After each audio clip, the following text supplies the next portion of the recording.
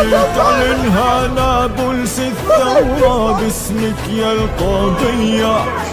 جنين الايد اللي تضرب ما تخشى المانية.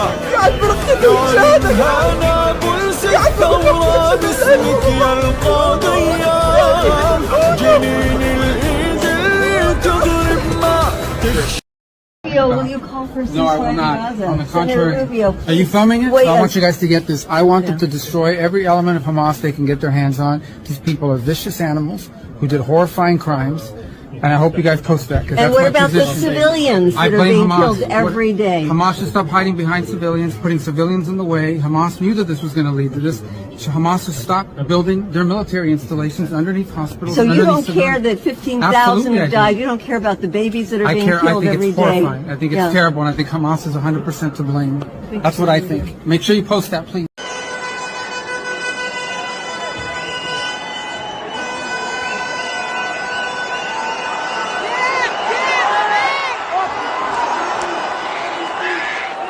As I was trying to sleep last night, I had a notification from some social media that someone had posted saying that there will be a ceasefire between Lebanon and Israel within 45 minutes, something like that. I didn't look at it because I really needed to sleep, and I'm glad I didn't, or I would have been awake all night tossing and turning. So now we hear that there is a ceasefire in Lebanon, and I just can't get my head around it. So the Gazaouis have been literally slaughtered for almost 14 months. We've all watched what's going on. We've watched the level of this slaughter. We have witnessed children literally being shot with hundreds of bullets. We have seen children being decapitated. We have watched this level of abuse with our own eyes. And now there is a ceasefire in Lebanon. Now, forgive me if I'm wrong, but I thought that Lebanon was fighting on behalf of Gaza.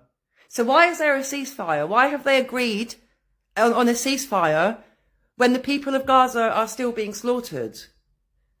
And I've always had so much respect for Lebanon, but I just can't help feeling now that people are the same everywhere because it gets so far and then we withdraw.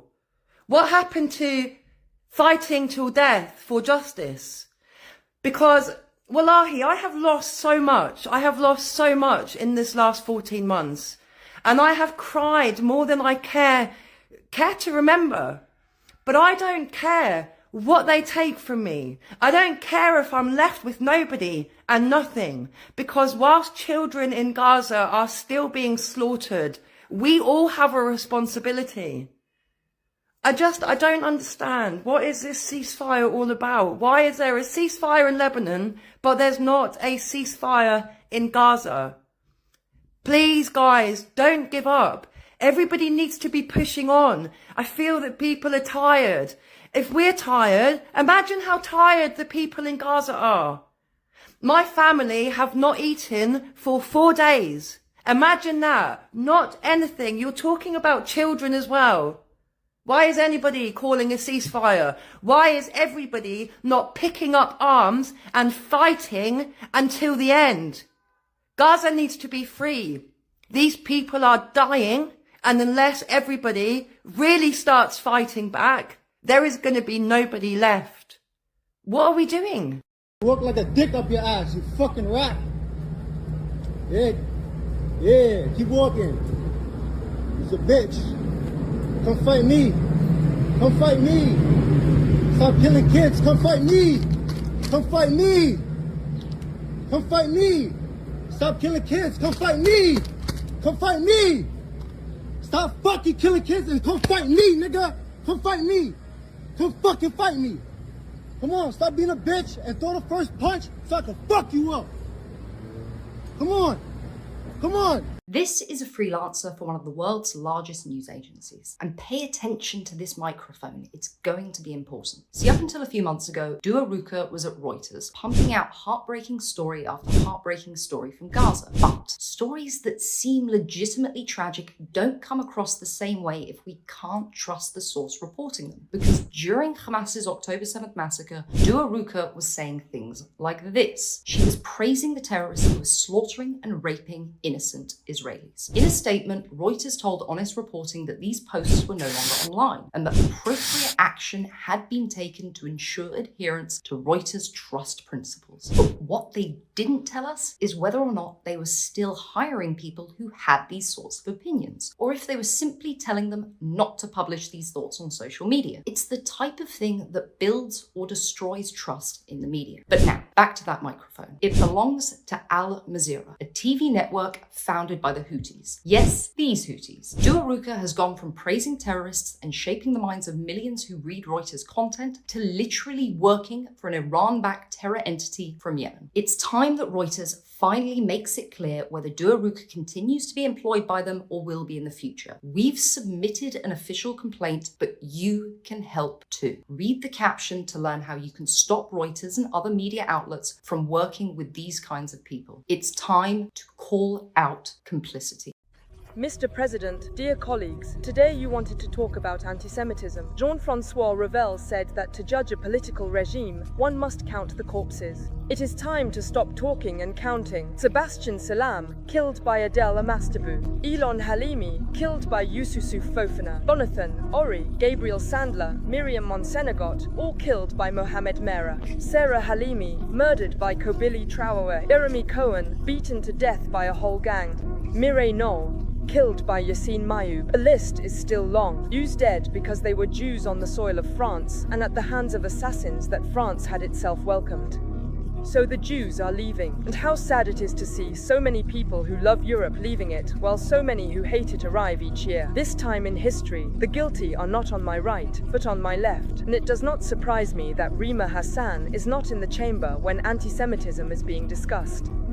Yes, it is you. You who welcome anti-Semites and complain about the rise of anti-Semitism. You who do not admit that Islamism rhymes with anti-Semitism. And it is a little girl of a Jewish family from Morocco who has come to seek refuge in France who tells you this. Today, Jews are once again asking themselves, can one still be Jewish in Europe? All the patriots in this chamber are asking you, will we still be able to be European in Europe tomorrow? Everybody's talking about freedom of speech, yeah? It's fine.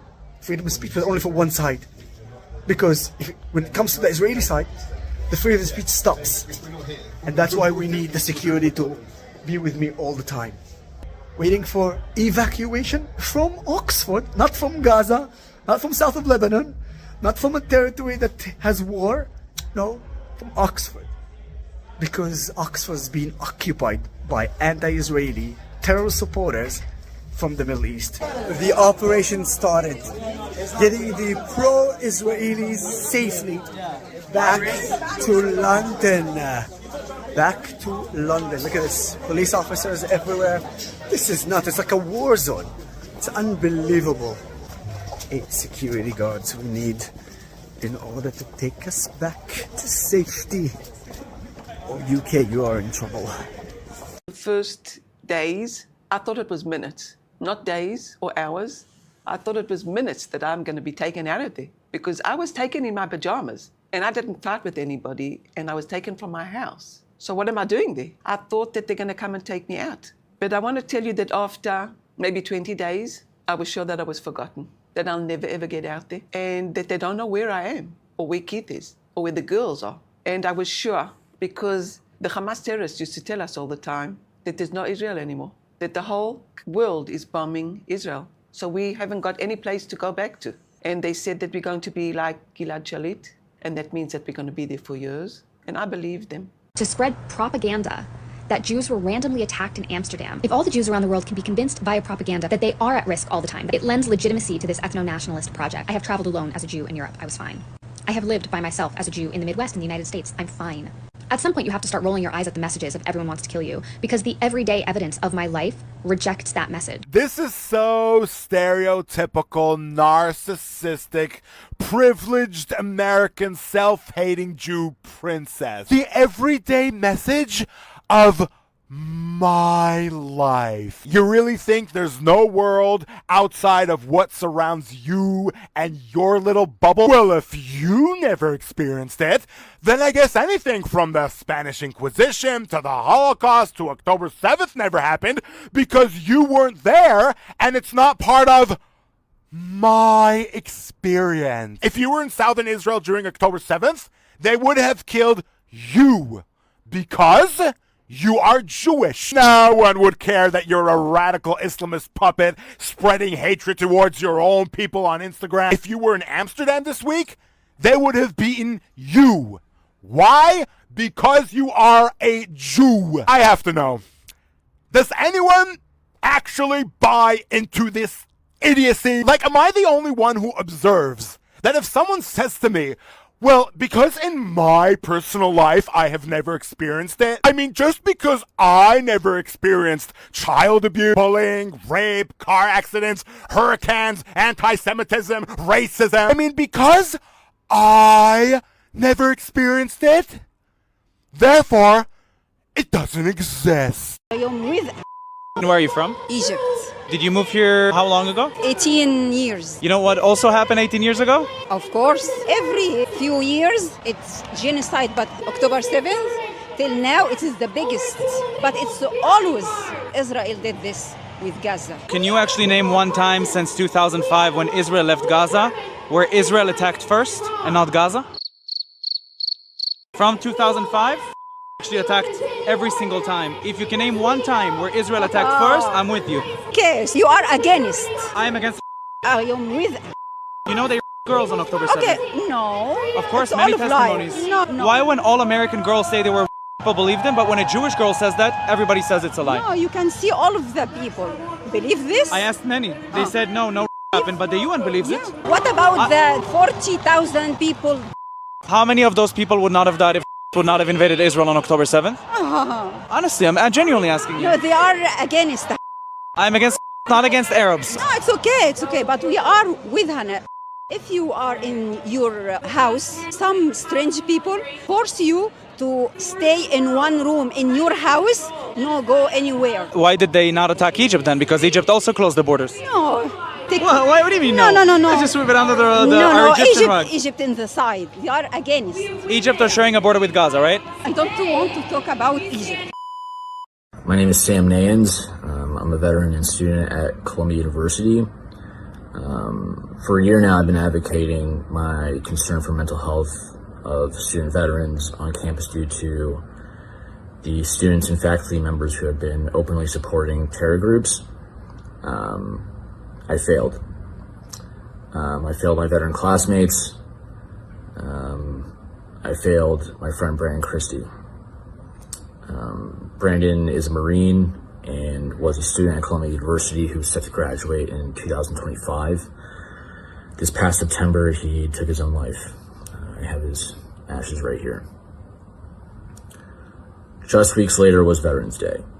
And on Veterans Day, a student group called Columbia University Apartheid Divest attempted to hijack our holiday by replacing it with Martyrs Day. They were honoring Yair Sinwar and Nasrallah. But all they did was prove me right. And since then, I've spoken with the president of Columbia, and there's been an announcement for the Veterans Excellence Support Fund, which has the potential to change student veterans' lives for the better. I really have to thank these pro-terror groups and these students cosplaying as jihadists. I don't think we would have gotten these funds without them. But I also want to thank Eden Yadigar, Lee Sheep Baker, and so many others that I'm failing to acknowledge. These are all non-veteran students who came out on Veterans Day to support us, and I'll always be grateful for that. Let me be clear. I am not the face for veterans at Columbia campus, nor for Jewish students. We all have our unique backgrounds and stories. However, this year's Veterans Day proved that the fight against anti-Semitism, racism, and the advocacy for veteran mental health has become one and the same.